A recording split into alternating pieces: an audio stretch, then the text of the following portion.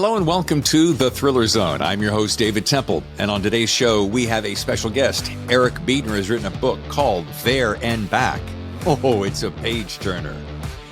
Yes, this guy is pretty prolific. I mean, as you're going to find out, 25-plus novels, 100-plus short stories, creates his own book covers, former musician, artist, editor. I mean, he is a jack of all trades and a master of many.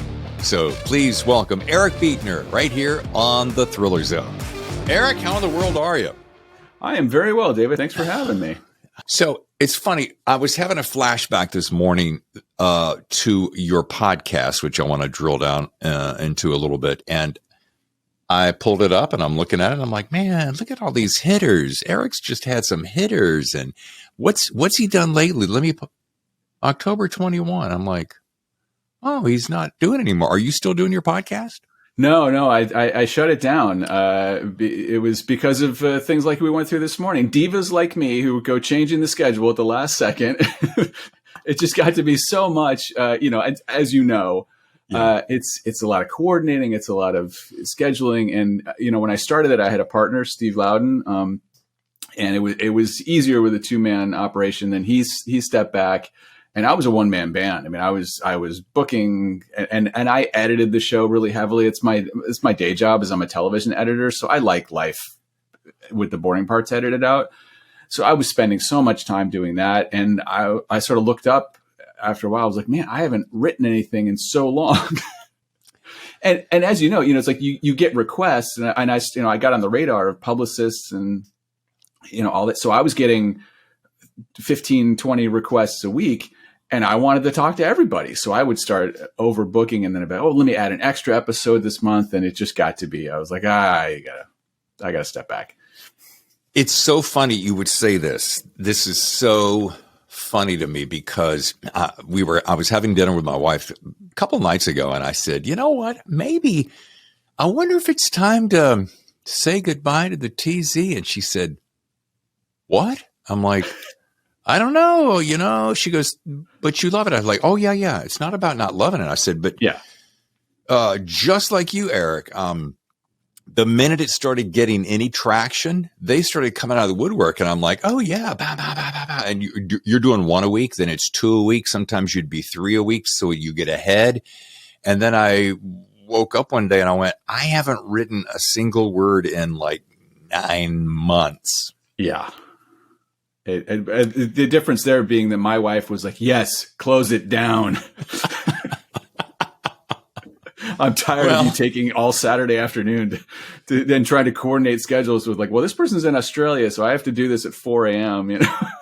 Yeah.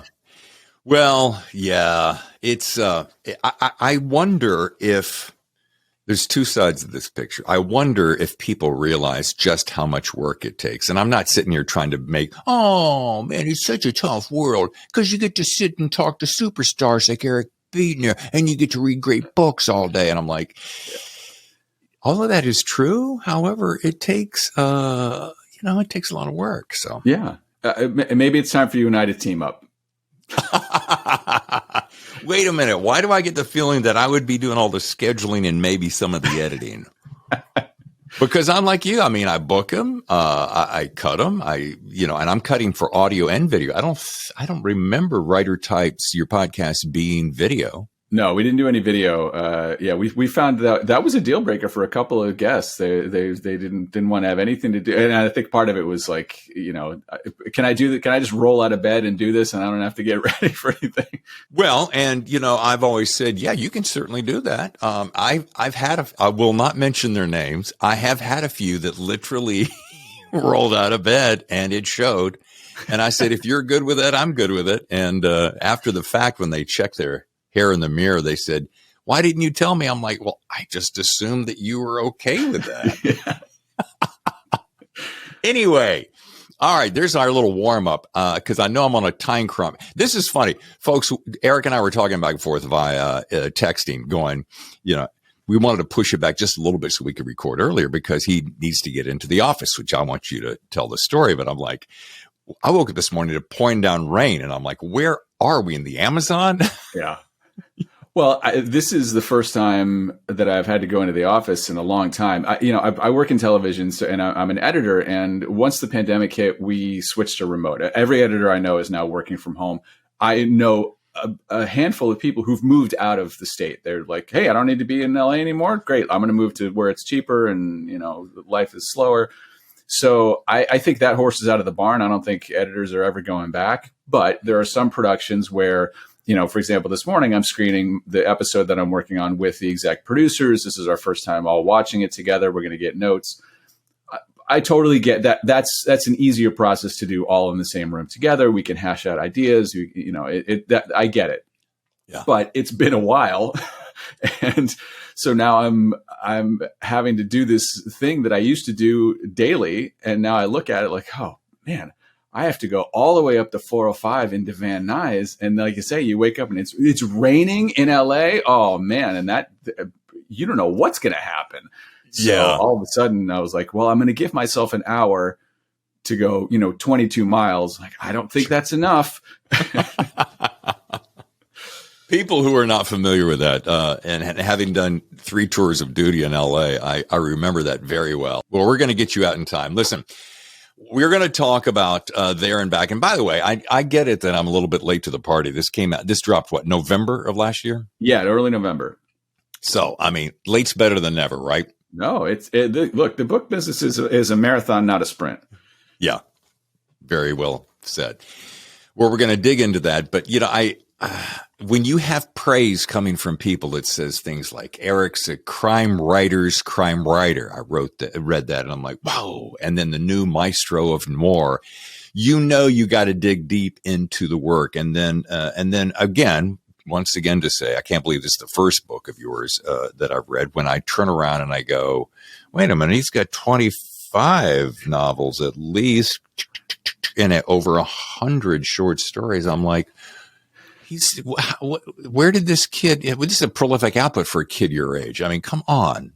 Oh, kid my age, would you stop? I am literally, I snuck in at the tail end. I am literally a child of the 60s, David. I was born in 69.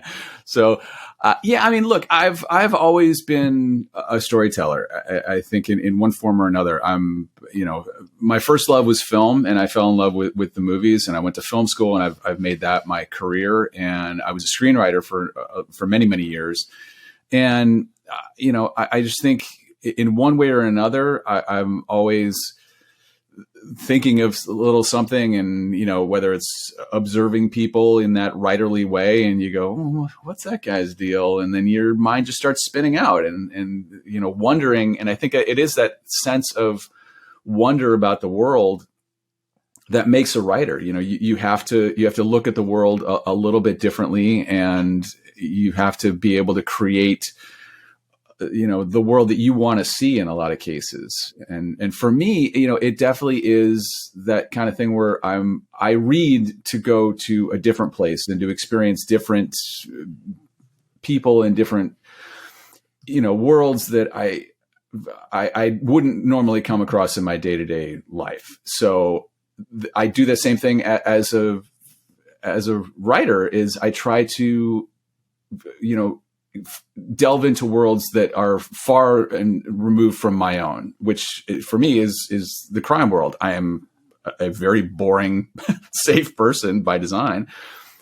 So when I write about criminals and people doing stuff that's on the wrong side of the law, that is a completely new world to me. So it takes me away in the same way that I enjoy being taken away when I'm a reader. Interesting. I did not know that you were a screenplay writer, but now that I think about it and I look at your stylization and the way you set up intrigue, you set up that pacing, and now I get it, because there is I don't want to say that your book reads like a screenplay, because a lot of people don't like that. But what I'm saying is it takes me there instantly. I feel like I'm watching a television show or a movie, which is, to me, one of the greatest compliments I could give you. Yeah, no, that's high praise for me. And look, my shift into writing novels, in the back of my mind, it's all just a sort of a backdoor way to get to Hollywood. I sold a bunch of scripts. I got paid a couple of times. Nothing ever got made. And if someone describes any of my books as cinematic, I say, great. Do you know a producer? This thing is ready to go. Let's write the script and get it made. Right. Well, now here's a question, because you mentioned out of the gate that you're an editor. Do you talk about what show you edit for? Well, I'm freelance, so I go all over. I edit mostly nonfiction stuff. Right now, I'm doing my 12th season of The Amazing Race, which is a blast to cut. It's really, really fun. I love it. Wow. Dude, that's no easy feat. I mean, I edit a little video for a podcast, but you're taking primary shots, key shots, B-roll up the yin-yang. You've got multiple cameras. I mean, folks, if you've never watched an editor, that is daunting. But you've been doing this a while, right?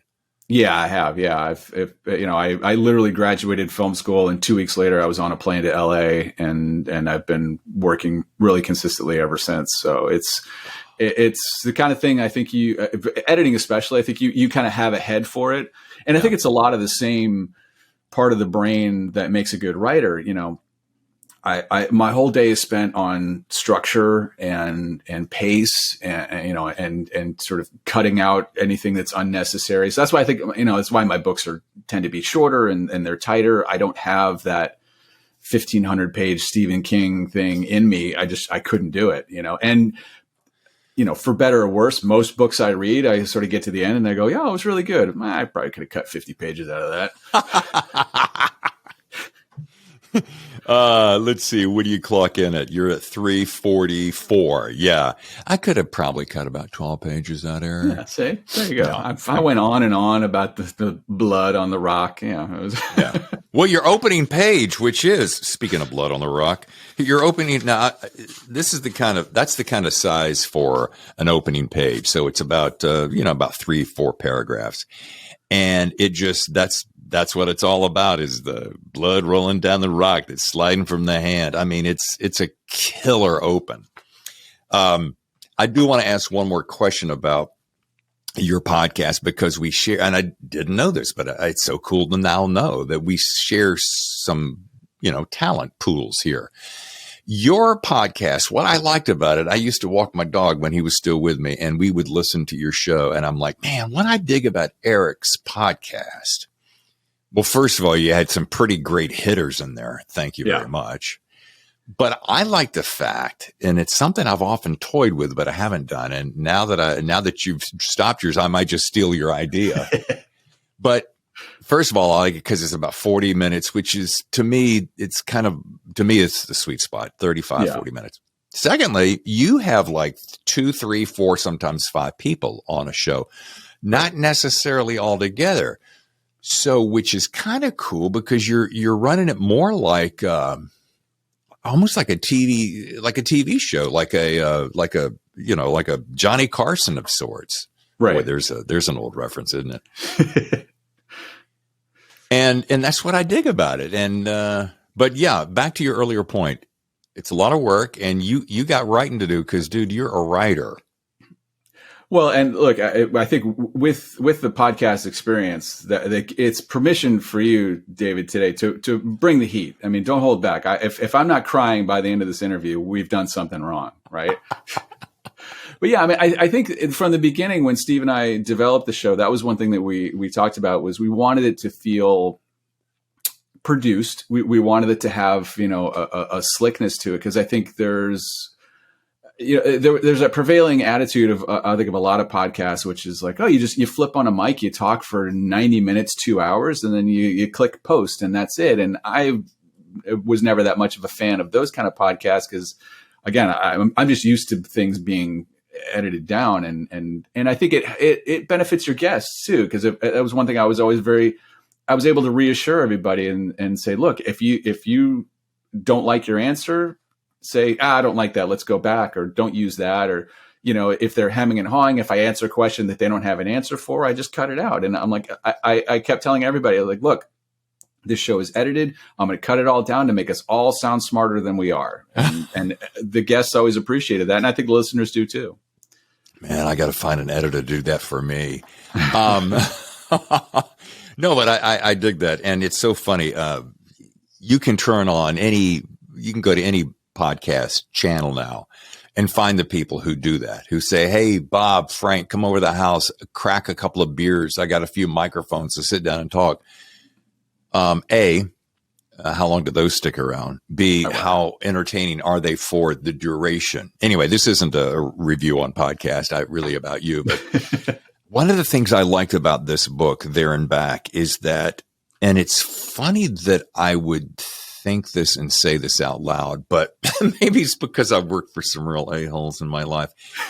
But I thought, this is one of those stories that could actually very easily happen.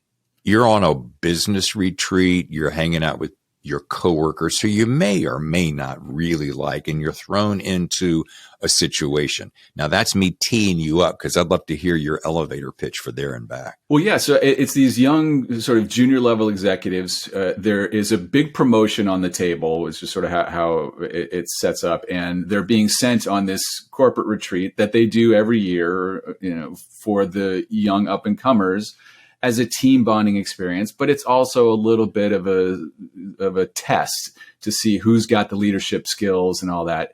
It's something that they've done before. Everyone knows it's coming. No big deal. They get sent out into the woods. Tragedy ensues. And all of a sudden these, MBA city folk are left to their own devices in the middle of the wilderness with no survival skills at all.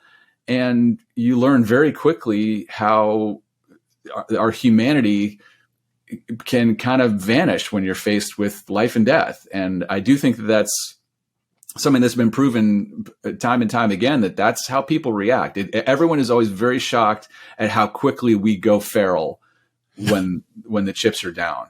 And so that was what was really interesting to me about this story. And the way that I found that it worked best was, the other side of the coin, I guess, is that what happens to these people when they try to come back from losing that side of themselves, losing that humanity that they have, and can you reintegrate into your family and your friends and your job and the things that you've done and said to your coworkers? Like, it's like there any sort of underlying tension between the competition of, is that guy going to get the promotion? Is he, like, all that, the doors burst wide open when they're out there, and it's, am I going to live through this or not? Is my survival now more important than your survival? So now you say, oh, we made it out alive. Not everyone makes it out alive, by the way. But, you come back and now you have to just work in an office in the cubicle next to this guy again. Well, no, things change. And some of the characters change rather dramatically and can't reintegrate. So that was the other sort of side of the coin that I found very, very interesting about this story. So, when they try to, when you're watching these people go to their lowest point, and then how do you come back from that? I think, like you say, if it could happen, and fingers crossed it never happens to any of us, but I don't think any of us should be surprised how that sort of animal inside is poised and ready to come out at a moment's notice. Well, and you referenced that a couple of different times in one form or another, where you go, you never really quite know what you're capable of until you're thrown into the absolute corner of desperation, loss, fear, starvation, etc. And having been a Cub Scout and a Boy Scout, working my way to the Eagle, I'm still working on that, by the way. It's not too late. Yeah. Is you learn how you can survive on the smallest amount of sustenance. But boy, reading this, it reminded me to, as weird as it might sound, is to think about that. Because if one were to be stuck in a situation like this, you'd want to be prepared, which is, of course, the motto of Boy Scouts. But so again, I want to make the point that so affected me was that, this shit could actually happen very easily. All right, Eric, let's take a quick break. And when we come back, you can tell us about your research techniques. You're on the Thriller Zone. The best thrillers, the Thriller Zone. And now back to the show. Well, it was interesting that, I started researching survival techniques and survival skills. And I bought a book, and I was looking at, what's the best way to make a fire, and what type of wood do you use, and all the stuff that I do not know at all. Yeah. And I reached a point pretty quickly that I realized, well, wait a minute, these people don't know any of this. I don't need to know any. It's actually better if I don't know. Yeah. So anytime that I would write them into a corner and wonder how they would get out, I didn't want to fall back on, well, here's what the manual says they should do. Sure. I was like, well, what the heck would I do if I was in that situation? Because that's what I always want the reader to feel. I want the reader to put themselves into the story, whether it's a crime story that's set in the city and, someone's trying to blackmail you or someone kidnapped your child or, whatever that thing is. You always want the reader to have that what would I do moment in a book. I think that's the thing that really grabs readers and gets them to turn the pages. So it was just an interesting revelation I had in the early stages of like, oh, I could save myself a lot of research because these people are supposed to be idiots. Yeah. And it's funny that you should mention that very thing, because at one point, especially when they're trying to go after some fish, I caught myself going, well, this is what I would do. Yeah. And then I'm like, why didn't he? Oh, well, of course he didn't mention that, because they wouldn't know how to do that. And then it keeps it real is what I'm getting at. And I'm going to, you want to talk about a lot of different things, but I don't want to ruin it because, I will say that I did not see the end coming. Okay. I can say that. So it's That's a compliment. Good. Yeah. And it does make the reader want to find out.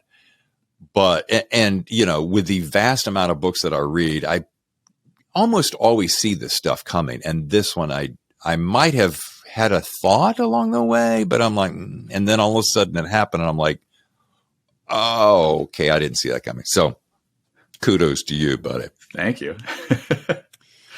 But I think that, the way that you ratcheted up tension and kept me turning pages, because what I really totally dug, and a lot of people have attempted this, and a lot of people are good at it. You have dual timelines, so you're back there, and then you describe it, because I want to be sure I don't give anything away. Well, just like we talked about it, the story really does follow those two lines of what happened out there in the woods and what's happening as they try to come back to life as normal, or as normal as they can make it again. Yeah. And that was where the structural nightmare of this thing happened. And it was a lot of planning and normally my outlines are pretty skeletal, and I'll write some stuff down, and I'll have, maybe like a 2 or 3 page outline, and I'll know the bullet points of where I'm going to go. This one was color-coded note cards taped to my wall, and making sure that, I knew what to reveal of what happened out there at this certain point that dovetails nicely into what's going on as they're making their way back in, and how everyone is dealing with the fallout, and then, that kind of stuff. So I think that was a really fun exercise, like you say, in escalating tension, revealing things where I thought that they made sense, but the other thing is I think it's really tricky, because it's easy to feel the heavy hand of the author when you're doing that kind of thing. For me, like, I've read a lot of books, and a lot of huge, very, very successful books where, the chapter ends and it leaves you on a cliffhanger, but it just feels so false, because it's like, well, like, the author knows exactly what's going to happen, and whatever they're doing, it feels manipulative, and I didn't want to feel manipulative, so I moved a lot of stuff around. I shifted a lot of things, constantly thinking like, I don't ever want the reader to feel like, well, he's just toying with me now. Like, that's such a balancing act, and I'm really grateful that I've heard from a lot of readers that it did work really well, and it didn't feel manipulated in that way, but it's a tricky thing to balance. Well, it makes me think of this, Eric. I remember when Gone Girl came out, and it was such a phenomenal sensation, and it seems as though everyone is still trying to do the next Gone Girl. And there is a bit of manipulation in that. And that seems like such a harsh word, but it's just part of the writing process. But I often ask myself, or I often read that I'll often find myself reading authors who will sometimes, to your point, play that manipulation and they'll spend so much time crafting the manipulation that, and if you can see it coming, then you go, oh, wait, kind of what you just said. Oh, wait, I see that thing coming. And then if all of a sudden it does, especially if it's something really bizarre and they save the world in the last 13 seconds, you walk away going, okay, well, I could have watched a Marvel comic movie for that, you know? Yeah, and look, some people like the comfort of that. I mean, I think the difference between, you know, the traditional mystery and the thriller, I think sometimes is that comfort factor. The traditional mystery is one. I mean, for me, the definition that I always see is as the dividing line is a mystery looks back, and a thriller always moves forward. So if you're saying, you know, oh, someone dies in the first chapter and let's figure out who did it, you're always looking back at what happened and the clues and what led up to it. And then eventually there will be resolution. The world order will be restored. And that's what readers like about that. Versus, I think, thriller fans want to always be a little bit off kilter. They always want to not really know are they going to make it out of this alive? And is the world going to end? And, you know, obviously if you're dealing with, you know, James Bond or Jason Bourne or whatever, the hero is going to be fine at the end. The world's not going to blow up because there's going to be another book. So I think I've spent a lot of my books trying to give people that feeling of like, boy, this main character very well could die by the end of this book, or this is not going to end well. Even if they make it out alive, it's still not going to be a rosy ending. And I personally, I like that feeling when I'm a reader. So that's what I try to give the audience. You know, you bring up an interesting point, and we had a conversation with, who was I just talking to? Because it was so Grady Hendrix. He was on talking about novellas, and we were talking about how many of his novellas have gotten picked up, sold, optioned, etc. And I said, you know, man, is it still true what it used to be? Nobody wants novellas? Oh, no, Dave. On the contrary, people are looking for novellas because it feeds this streaming multiple content machine so much. So I go, yeah. So I want to make sure I remember to ask Eric, with all these short stories that you've done, do you see a similar thing? Do you think it's cool, yes, or okay, or keep going with any ideas of short stories and or novellas with the hopes that people will still appreciate them and not have to be the 90, 100, 120,000 word novel? Yeah, I love novellas, and several of my books. That's what I always say. You know, it's like, oh, I have 30 books published, and I have to sort of put it the caveat. Like, a lot of those are very short. You know, some were written with co-authors, so I have to sort of quantify all that. But sure. You know, I've got a novella, Dig Two Graves, and White Hot Pistol, Nine Toes in the Grave. My horror novella, A Stripper Pole at the End of the World. You know, they're all in like the 20,000, 25,000. Yeah, no, that's a good one. But I love it tight and punchy. And I think if you're talking to Grady, I think horror always works better short. I think horror is a get in, get out kind of thing, because when you are trying to create tension and sustain tension, there's only so far that you can stretch that rubber band before it snaps. And, you know, again, all respect to Mr. King. I mean, he creates entire worlds, and he has subplots and flashbacks, and he knows what he's doing. I'm not for a second going to criticize Stephen King. The man is a giant in our industry and deserves all the praise he ever gets. Sure. But I think he gets tagged as a horror writer a little unfairly. I mean, he writes thrillers, he writes supernatural, he writes a lot of things. But if you're going to talk hardcore horror, I think shorter is better. And I think that same thing applies to crime in a lot of ways, because I want to come into a story already in motion. Yeah. And I think that you want to, you know, you reach that peak and then get out. You know, I'm a huge fan of movies from the 40s and 50s and that sort of classic Hollywood. I always regret that my camera doesn't rotate, because as I'm writing, I am surrounded, virtually wallpapered, with some of my film noir movie poster collection. So I'm staring at all these posters from the 40s and 50s. And if the thing that I love about that era of filmmaking was it was always like you watch those films, they save the day, or he gets the girl, whether it's a crime, whether it's a romantic thing. There's the kiss, the fade out, the end. Yeah. Like what you've reached the point. They caught the killer. The mystery is solved. Don't hang around. Right. Fade out, the end. Yeah. So that's the same sort of style that I really like in a book, where it's like, don't hang on after the fact. You've answered the question that you set up at the beginning. The reader should be satisfied with that and get out while the getting's good. I do want to make one quick reference. Philip Fracassi was on the show, and he generally does shorter, and he likes shorter, and he thinks horror is better short, to your point. Also, then he appeared at a bookstore, a book signing not far from here recently, and he's talking about his latest book, which was like an epic saga. But he goes, as much as fun as this was, this long epic, I still go back to short. And I think short is best. Plus, I also think not to be a slave to the technology that feeds us, but in a TikTok, Instagram world, our attention spans continue to shrink. And sometimes I think, especially with the amount of competition that there is, Eric, I just say, well, just give it your best shot and keep throwing out there against the wall, right?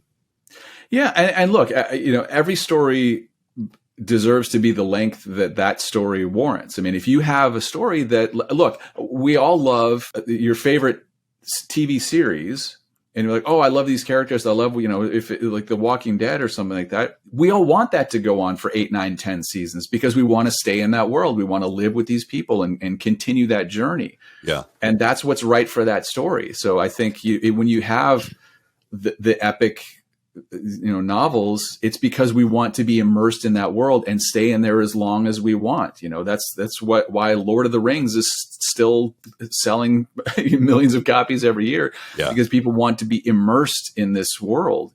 And I think there's absolutely nothing wrong with that, because the stories warrant that length. And I think you just need to, if you're writing and you're looking at what's my next project going to be, and we've all done it. Like you get the hook of an idea, and you go, there's something there, and you start to think, and maybe you start to type, or you start to make some notes, and then you sort of go, well, that's only a short story. That's not a full novel. This just the right length for what that idea is going to be 5,000 words, not 150,000. So you serve the story, and that's our job as writers. I got in this habit a long time ago when I very first started dicking around with writing, and it was usually happening on a Saturday morning. I'd get up, I'd have my coffee, pancakes or whatever. And Saturday was a no stress day. So I'm working during the week. On the Saturday, I can be as creative as I want. So I would just have an idea. Maybe it came to me during the week, and I'd make a note, and I would start writing that story, and I would write just enough that I'd go, okay, there's the bones of the story, with some really great, nice little notes. I'll set it aside and I'll come back to it later. And if later it is still as impressive, I'll take it on and go from there. And I've got a book this thick of those ideas. And every once in a while, I'll go pull it out. And sure enough, I'll take it out to the particular length. But I think to your point is, someone said, which mirrored your thought, is take as long as it takes to tell a good story is the gist of it. So if you can tell a fantastic story in 10,000 or 35,000 or 70, so be it. Well, anyway, here's an interesting point, and I want to, as we kind of start wrapping up, I was having breakfast with a couple of gentlemen at the table at Thriller Fest last year when I struck up a conversation with a guy wearing a cowboy hat, and I wondered if ITW was throwing a rodeo or something that afternoon. Joke to myself. And come to find out, it was Mike Bray, who runs a boutique house called Wolfpack Publishing in Vegas. And I'm like, oh, I've never heard about that. Mike, tell me about it. And we started talking. I'm like, this is a super nice, super talented guy. Impressive list of talent. And then I found out today as I'm flipping through, because I'm always finding out, okay, who's the heat behind this? And I'm like, oh, Rough Edge Press. I never heard of that. Oh, it's an imprint of Wolfpack Publishing, my buddy Mike Bray. So how did you guys meet? And tell me about that relationship. I'm often curious about publishing stories. Well, Wolfpack is more known for westerns, and I had done 2 write for hire westerns for them under pen names. And my friend Paul Bishop does a lot of work with Wolfpack, and he's become acquisitions editor now. And so he invited me into the fold, and that kind of thing where they have a Bible and they have 7 or 8 authors all come write an entry in the series, all under an umbrella pen name. So I did 2 of those for them. Great people, great outfit to work with. Look, especially the first book I in that sold way better than any of the books with my own name on it. So they know what they're doing with their market. And they were looking to get more into crime fiction. So they brought in author James Reasoner, who's got a really impressive resume that's decades long, and had him set up Rough Edges Press as their crime division. And then they went about acquiring, stuff that maybe was out of print. You're trying to get some series stuff. So what I did was I moved over. I had 2 different trilogies that had the contracts had run out, and Paul said, "Hey, you do anything with those? We would love to package those together and republish them." So both my Lars and Shane trilogy and my McGraw, the McGraw books it was 2 books at the time. And I said, trilogy feels better. So I went and I wrote a 3rd book to make that a trilogy for them. Those both the re-releases came out last year, and then they also picked up There and Back. And it's been fantastic. They like you say, they're great people, great outfit. They're a small press, but they give it their all. They get the books out there. And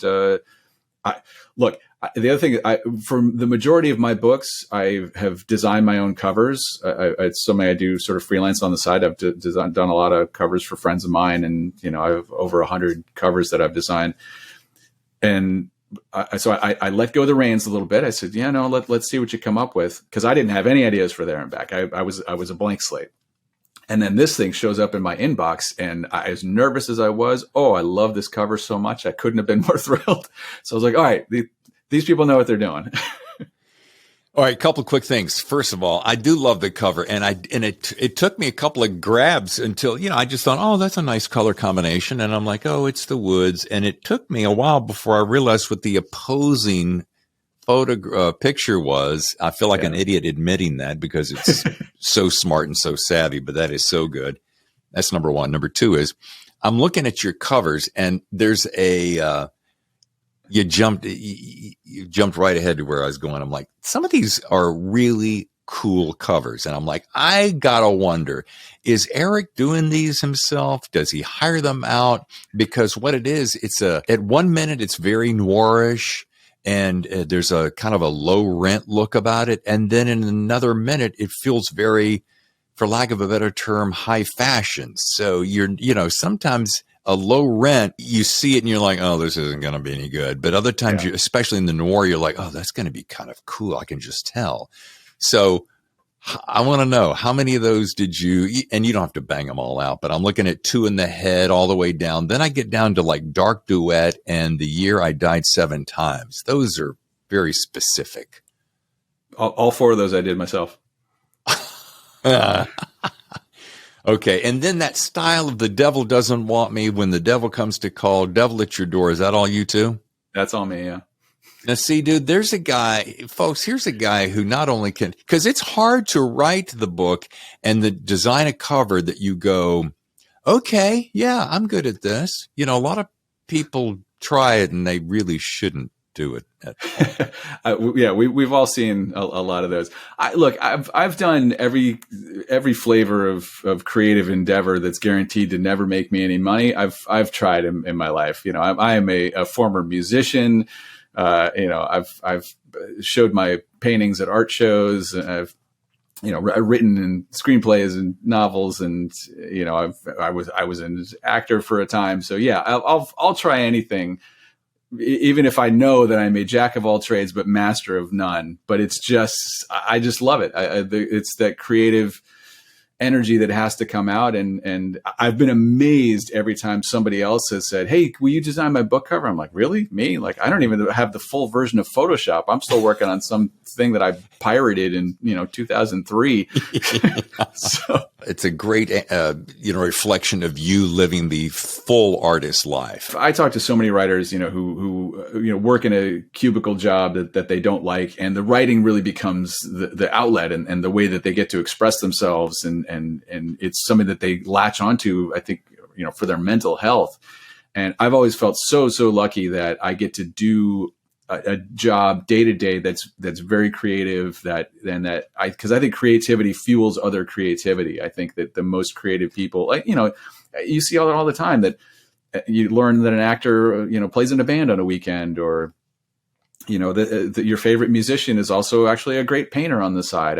I think it all feeds one another. You don't need to stick to one discipline, and it's a great way to live a really fulfilling life, even if you never make any money at it. Because there's also nothing wrong with doing something creative purely for the creative act.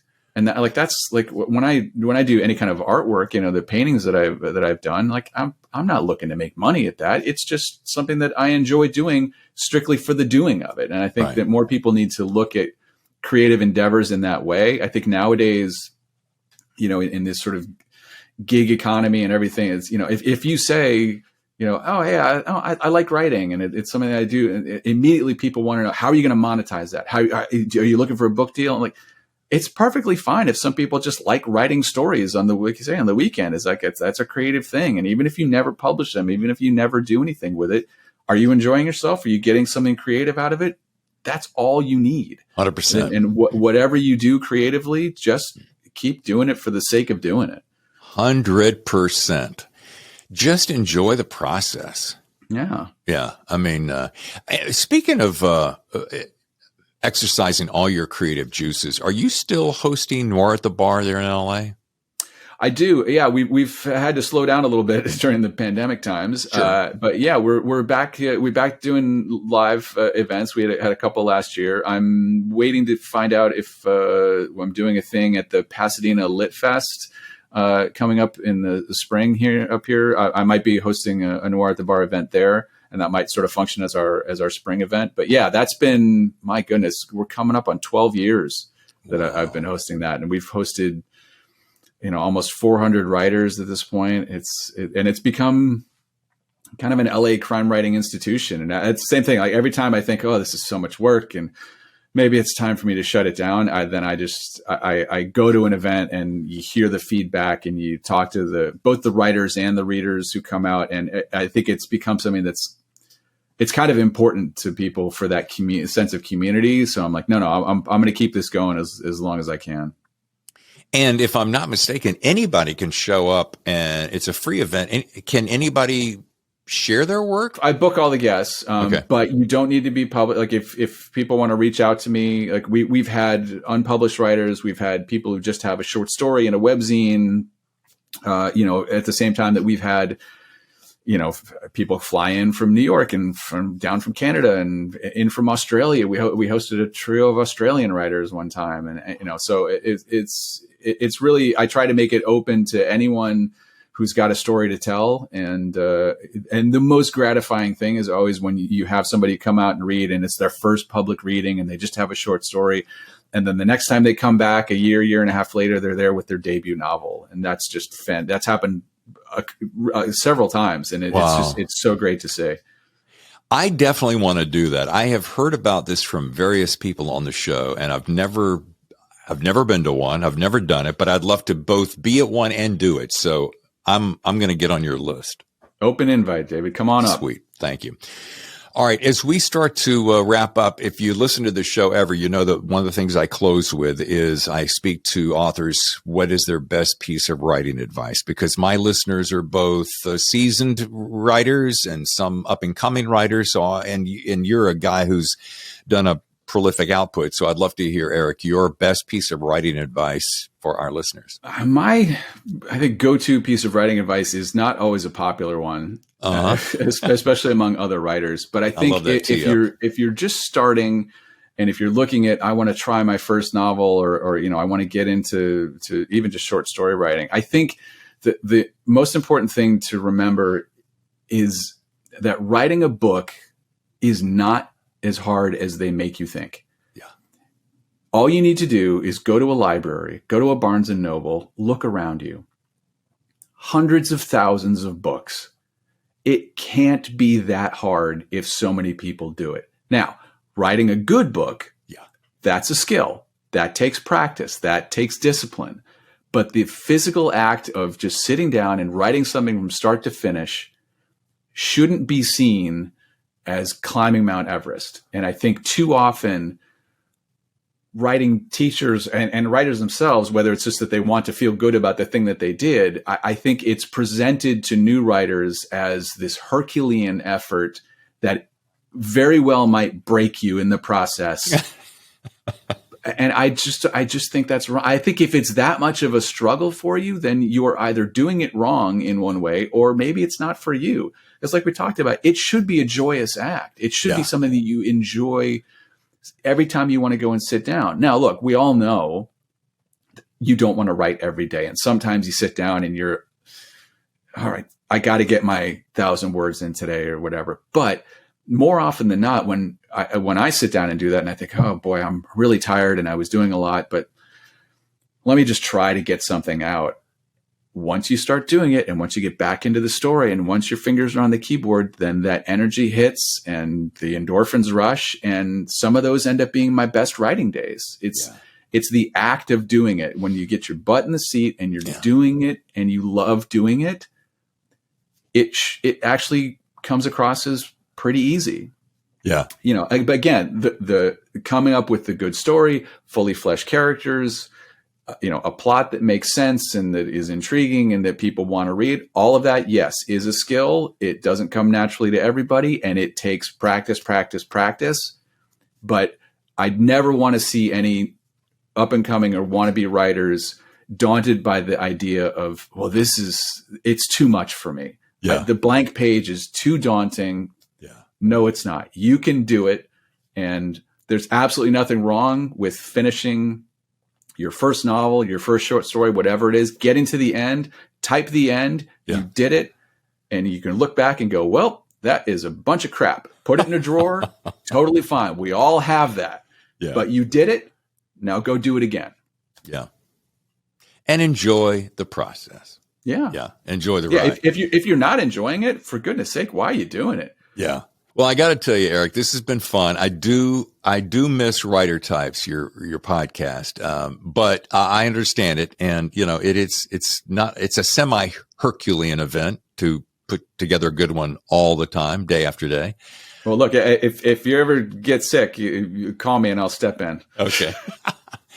But this has been great fun, and I've said this before. I can't believe it's taken me this long for us to cross paths, but I'm glad we have, and I see a beautiful relationship moving on for years to come, young man. Well, let me also just return the compliment on your show. I mean, I think you having the experience of doing it, you, sir, are absolutely doing it right, and your both roster of guests is top notch. The way you present the show is great. You're a fantastic interviewer, so I appreciate you taking the time to have me on. Oh man, very, very humbling. Thank you so much. All right, we're going to let you go so that you can make that appointment, and we'll be looking for more. Folks, if you want to learn more, go to ericbeetner.com, and I'm sure we'll be talking again very soon, Eric. Thanks again. Excellent. Thanks, David. Thanks again to Eric Beetner and the book, There and Back. It's a book I think you will really enjoy. Hey, folks, on our next episode, special guest. Oh, man, hold on a second. Look at this. Where is it? Yes, you'll recall Joey Hartstone. We had him on last year. This legal thriller. I can't believe this is his debut, but it's true. Joey is making a return performance right here on the Thriller Zone. Pretty excited about it. Why? 2 reasons. Sure, we're going to talk about this beautiful book again, The Local. But Joey has his hands in another dish. He is a screenplay writer and executive producer, i.e. showrunner, for the television show Your Honor. If you like Bryan Cranston, I think easily one of maybe one of his best performances ever. We're going to be talking about that show, which, as I mentioned, Joey is show running. Want to know an extra little bonus to the show? My wife, Tammy Temple, is going to join as a co-host. She's so excited. She loves Your Honor. She totally digs Joey. She loved this book. So it's a win-win for everyone. I'm David Temple, your host. Next week, co-host Tammy Temple and Joey Hartstone right here on The Thriller Zone. The best thrillers, the Thriller Zone. Now on our 4th season. Little Mama Papa.